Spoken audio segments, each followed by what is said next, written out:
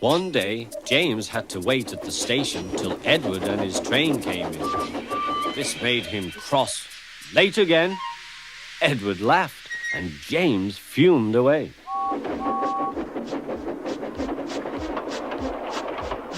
After James had finished his work, he went back to the yard and puffed onto the turntable.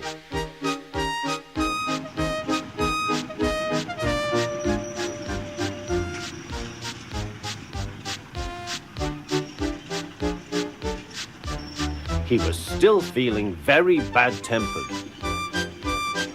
Edward is impossible, he grumbled to the others. He clanks about like a lot of old iron, and he is so slow he makes us wait. Thomas and Percy were indignant. Old iron? Slow? Why, Edward could beat you in a race any day. Really, said James, I should like to see him do it.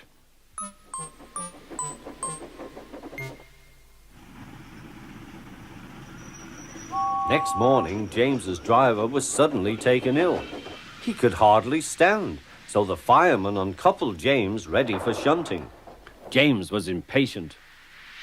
Suddenly, the signalman shouted. There was James puffing away down the line. All traffic halted, he announced at last. Then he told the fireman what had happened. 2 boys were on James's footplate fiddling with the controls. Phew! They tumbled off and ran when James started. The signalman answered the telephone. Yes, he's here. Right. I'll tell him. The inspector's coming at once. He wants a shunter's pole and a coil of wire rope. What for? Wondered the fireman. Search me, but you'd better get them quickly. The fireman was ready when Edward arrived.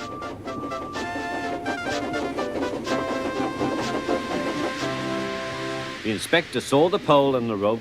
Good man, jump in. We'll catch him, puffed Edward. James was laughing.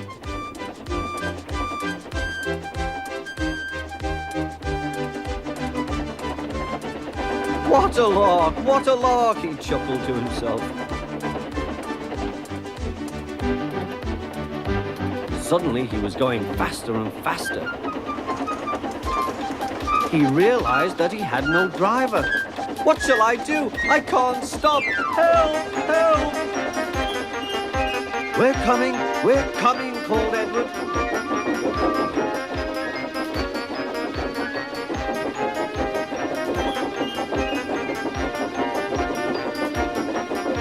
Edward was panting up behind with every ounce of steam he had. At last he caught up with James.